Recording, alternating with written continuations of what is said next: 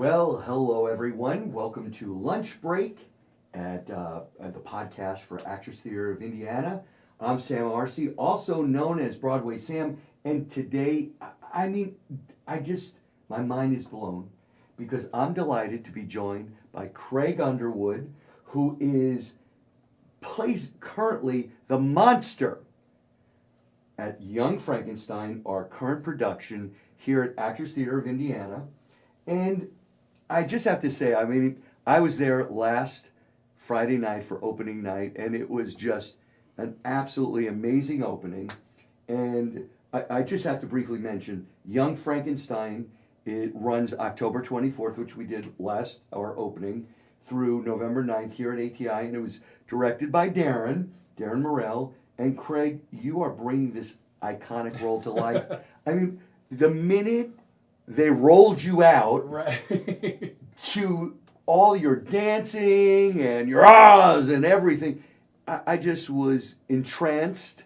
Good. You did. So we've got so much to cover, but a couple of things I want to start off with.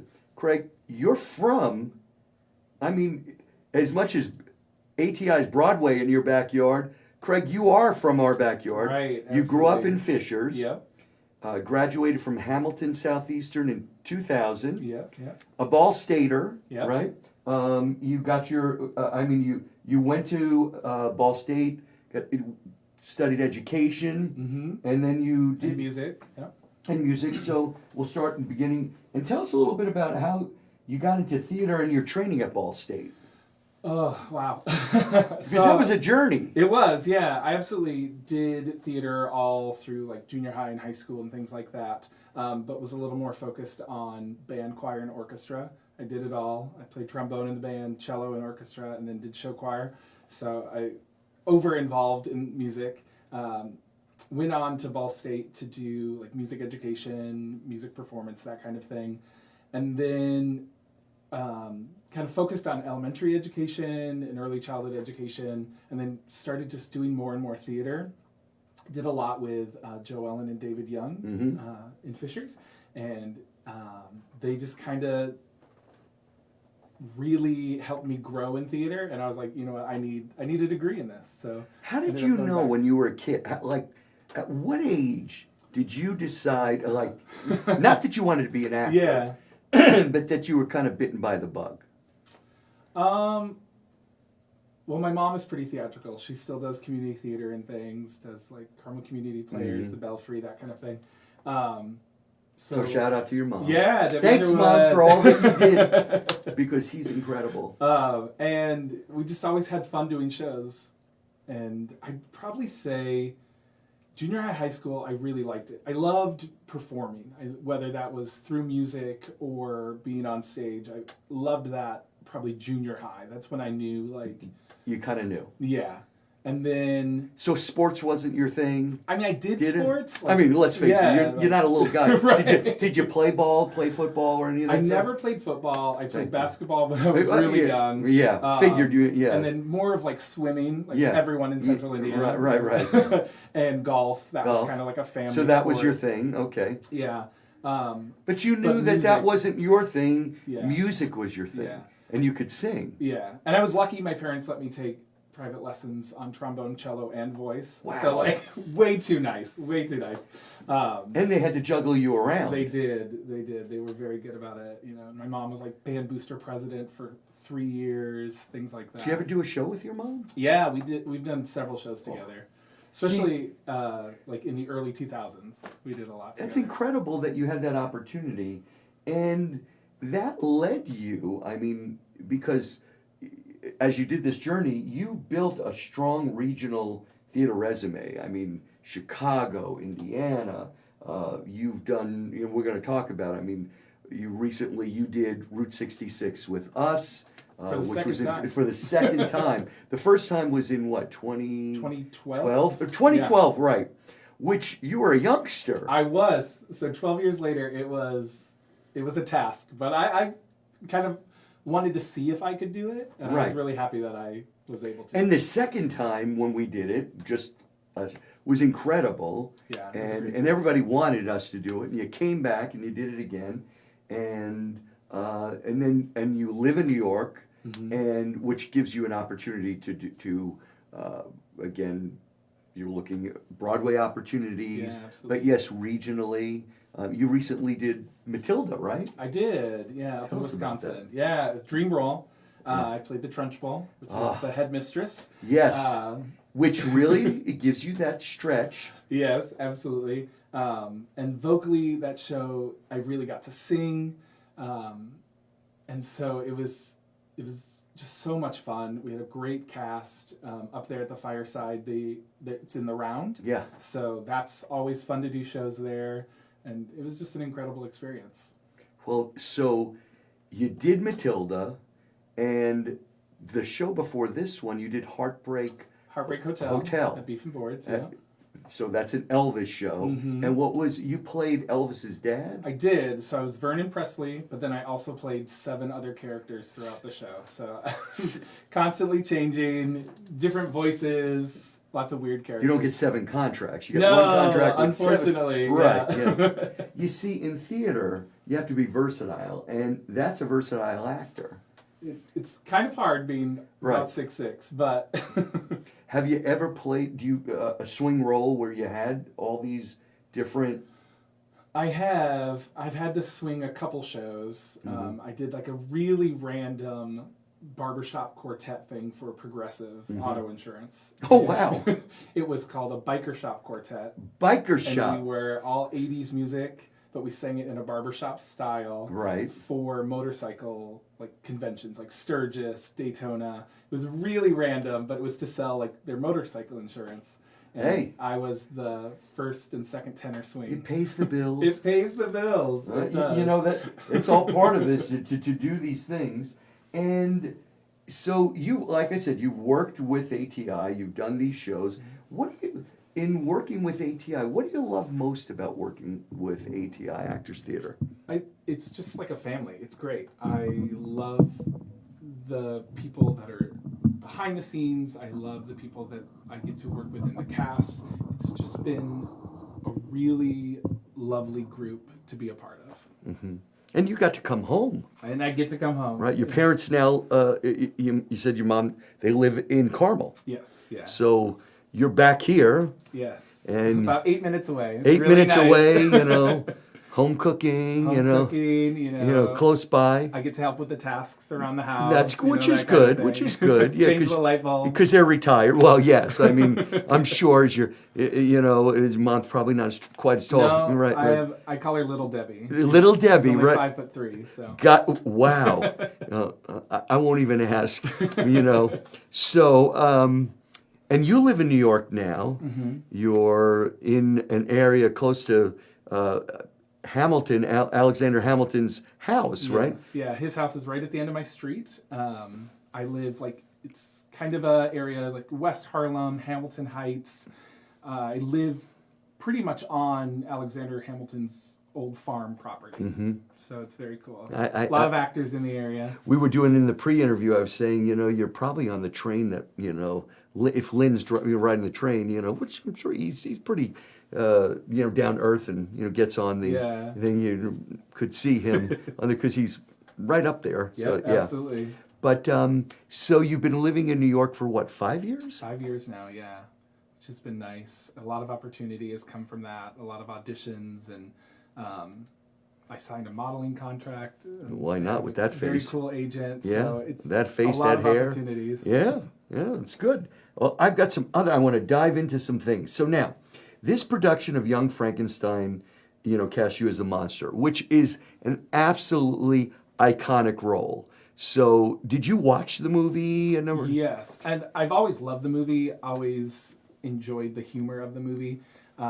So I knew the movie pretty well, and then did go back and watch it a couple more times. And I watched a couple clips from some of the musicals. There's one happening in Manchester in England that's kind of I was just there. newer. Oh yeah, I was just there a few weeks ago because I had a show 13 going on 30, and I know exactly what you're talking about. Yeah. Yes. So you saw that. Yeah, just to it get wasn't necessarily for what I was going to do, but I wanted to see some options of Yeah. physicality. Because it's a physical role. Yeah. I mean, in the beginning, everything is physical about it. That and the grunts. Yes. And you have your own special style in the way you do it. Because I don't think anybody expects what's going to happen with you until you do it. Right. And it's pretty amazing. So that's why I asked, because, playing the monster is physicality. And then it's your voice and presence. I mean, you have to be able to sing. Right. You can't just fake this. Right, yeah. So how did you really prepare for the role for that? Because it is a physical role.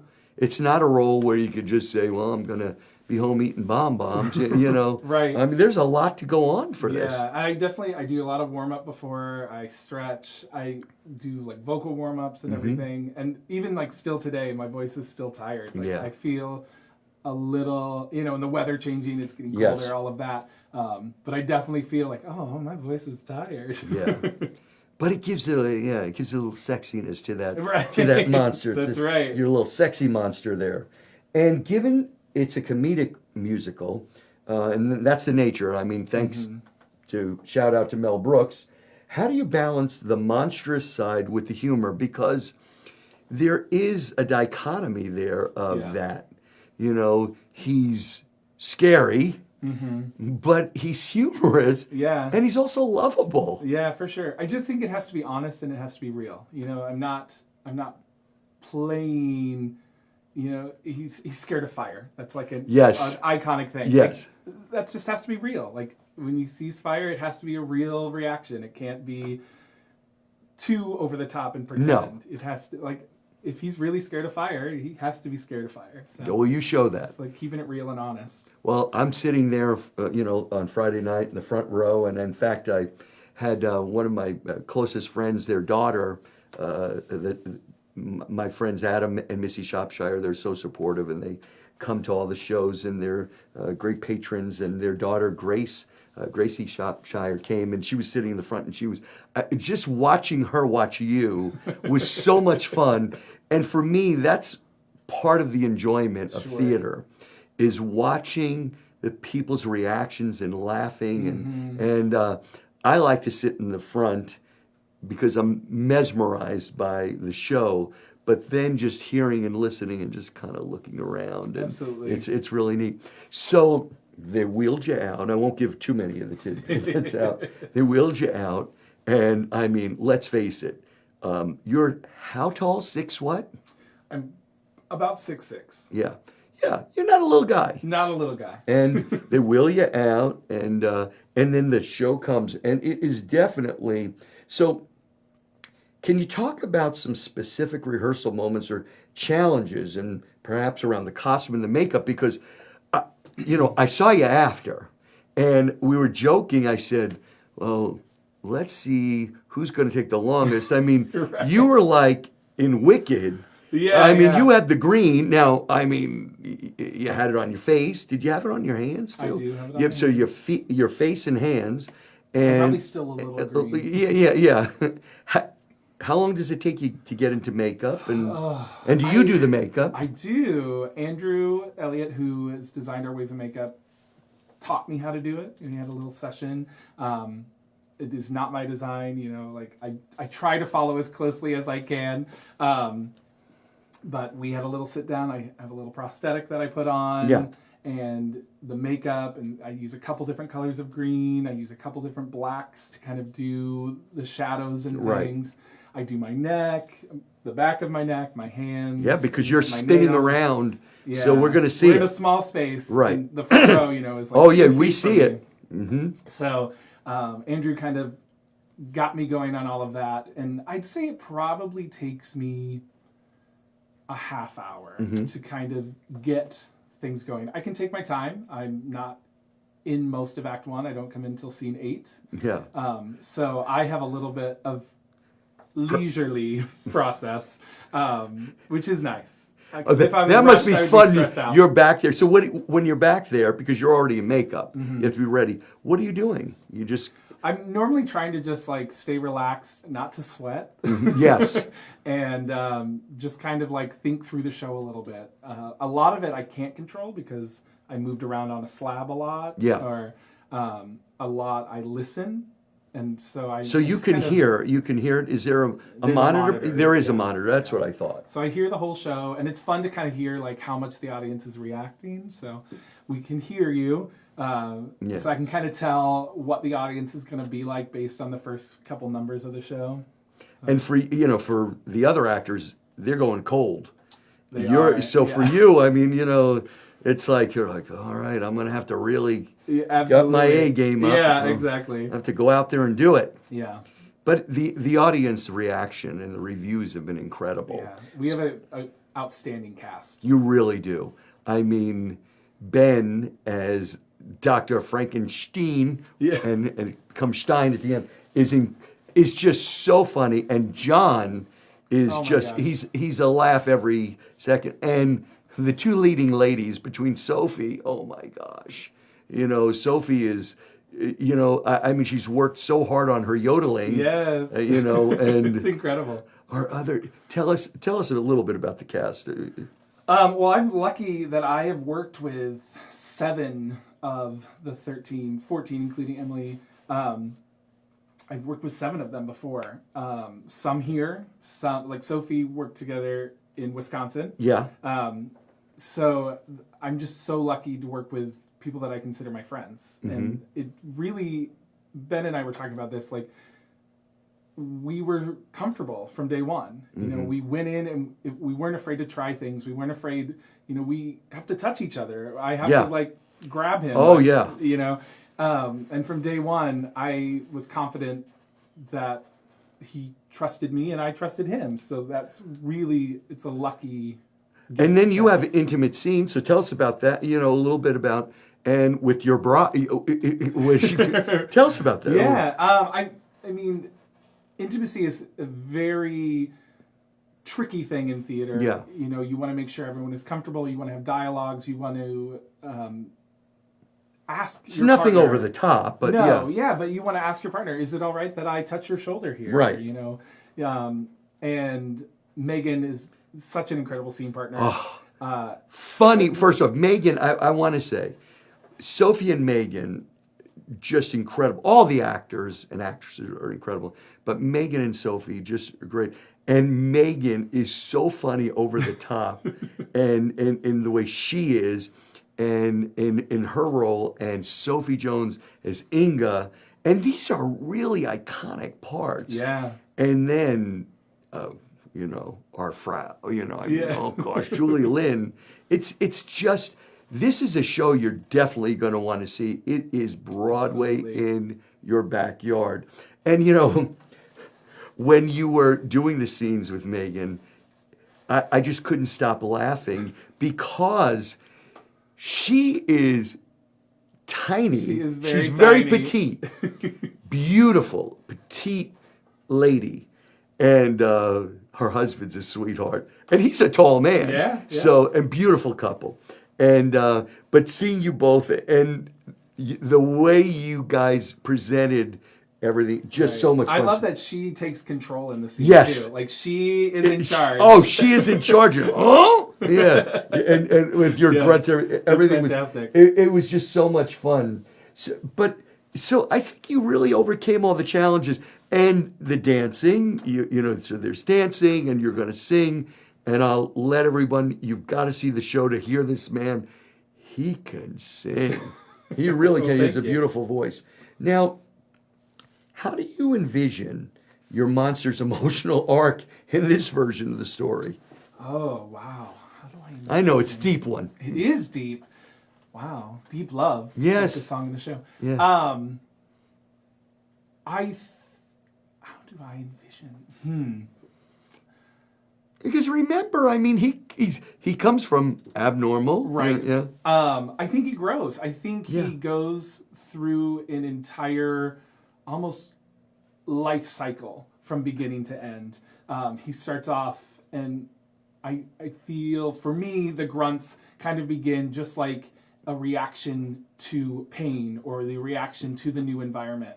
And then it kind of moves into, I'm actually talking through these grunts.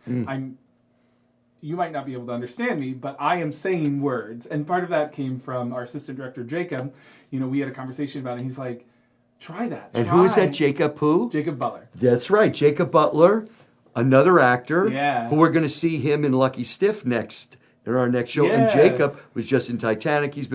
And what's great about hearing that Jacob did that, because Jacob is an actor like Darren who really truly understands. So that's good that you had that. Yeah, so we had like dialogue about that, and so it turned into like me talking to the end where I really do get to speak after the brain transference. I'm like a full life cycle. I go through this like birth to adulthood, basically. And it's incredible. And when you see it, you're going to absolutely love it. Just a couple of things. So, what do you think's unique about this production of with ATI? I mean, in terms of direction, design, cast. I mean, this, I have to say, our theater is intimate, so we really used the whole staging there.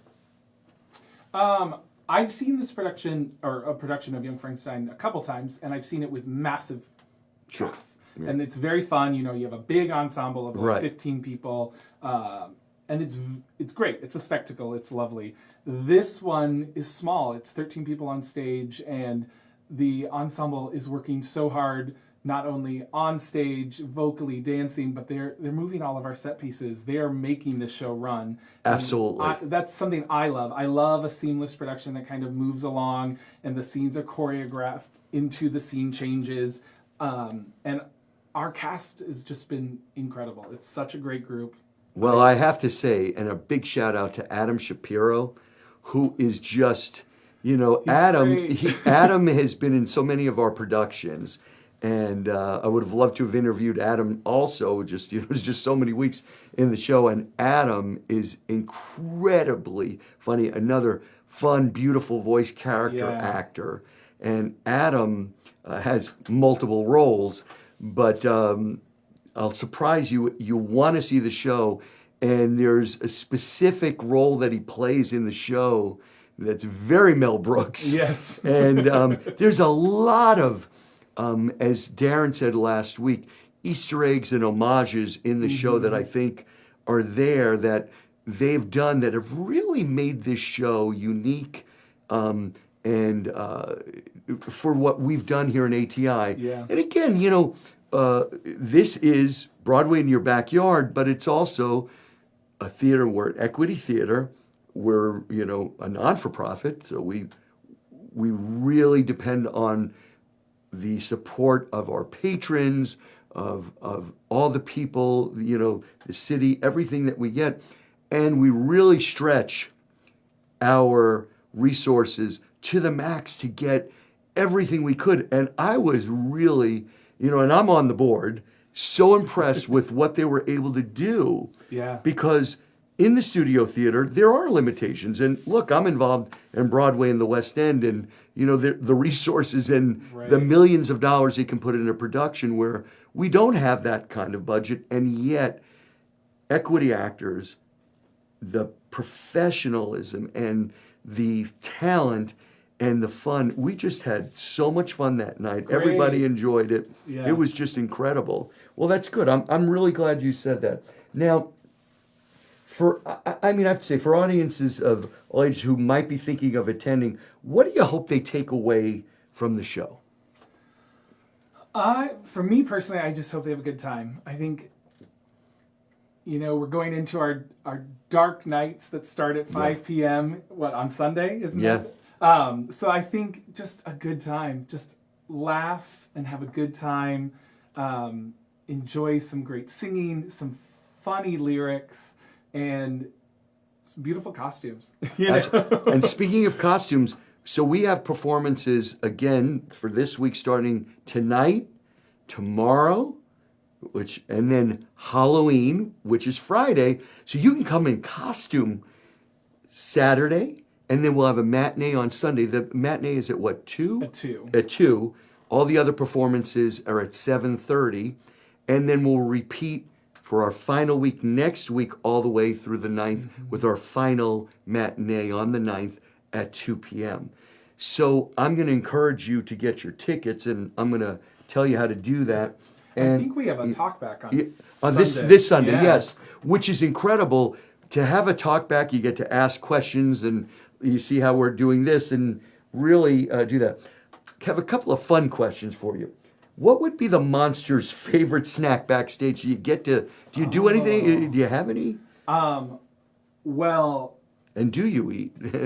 Craig, as the monster, Yes. does eat a lot of gummies. I like that. backstage. It keeps my throat lubricated. Even like I keep one on the set. I keep the Trader Joe's Cinedragons on the set. So when I go back, I have just a moment in Act 2. And you can get one and I down. can suck on it for a little bit, get my mouth wet so I can speak at the end of the show. It's very important. People don't realize. Do you use a mister too? Or? I do, yeah. Okay. And if you weren't playing the monster, I asked you this before, but what role in the show would you love to take on? Ooh, Frau. You know?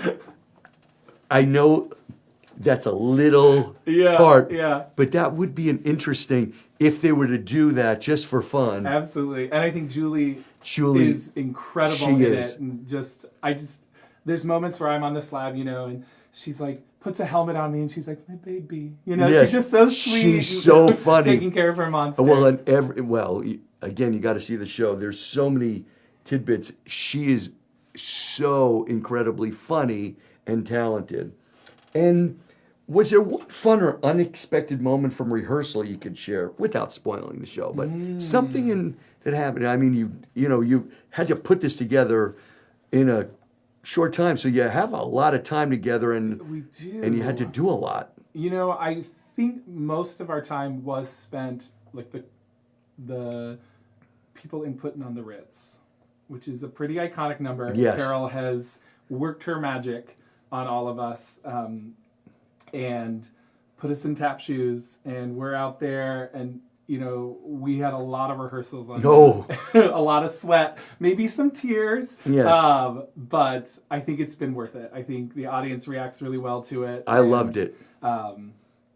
Carol's done a wonderful job getting us on our feet.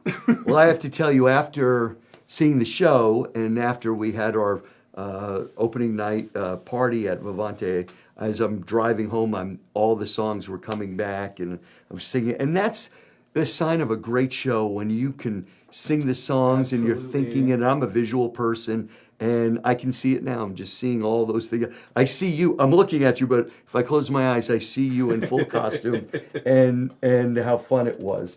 Well, in closing, I think what I want to most point out for people is you're getting an opportunity here to see a great show. So Young Frankenstein, as I said, we opened October 24th, so it's going now. We'll be to October 9th. You can get tickets now at atistage.org, or you can call the box office at 317-843-3800. And it's as simple as that. After 12, I mean, as of right now, you can get tickets. There's tickets tonight or the rest of the week. But the show has been doing very well, and I'm encouraging you, if you haven't seen a show at ATI, Broadway Sam tells you, it's Broadway in your backyard. And you get to see wonderful stage theater actors, Actors Equity. He's a professional actor that has been performing around the country. We'll see him on Broadway. I know. I'm telling you, I see so much theater in New York in the West End, and I had so much fun on Friday night. So I encourage you to see. There's so much to do. It's Halloween. That's why we put the show on at this time of year. It's a perfect timing, and you're going to laugh. You're just going to enjoy. It's a perfect night. You can go out, have a bite to eat prior, maybe have a drink at any one of the great places here in Carmel. Go have a piece of cake at Cake Bake Shop. Go to Salt, Roma, one of the great restaurants here in Carmel. There's so much to do right here in your backyard and see one of our famous Hoosiers on stage. You could say, I knew him when. We were talking, you worked with, again, Jordan Danica. I know Jordan, and I took my son on a Broadway jaunt some years back to see some of the classics. And it was Jordan's first big Broadway show when he did Phantom. Oh. And he got to meet Jordan, and I've seen Jordan so many times, and he's done some workshops here when I was with Discovering Broadway, when working with Joel on a show that we're doing. But again, you're getting to see the talent. Those people on Broadway all come from places like here. That's right. So you're going to get to see wonderful, great theater right here. So that's what I've got to say. So in closing, I want to say, Craig, thank you so much for your time today. Absolutely. I mean, we look forward to seeing you. I'm going to come back to see the show, because seeing you as a monster, I have to see it again. And like I said, get your tickets. And as we say, we never say good luck in theater, because good luck is bad luck in theater. I'm going to say break a leg. Thank you so much. And thank you for all that you do for giving and sharing your talent, and for your teaching and giving back, because that's your give back. Absolutely. And for your love of theater, for as a young man recognizing, and for your parents for fostering that, for your parents out there who have young kids that are showing their love for theater. Encourage it. Sports is great, but you know what? Life without the arts, I mean, how is that life? When you have a young child that wants to grow and they love theater.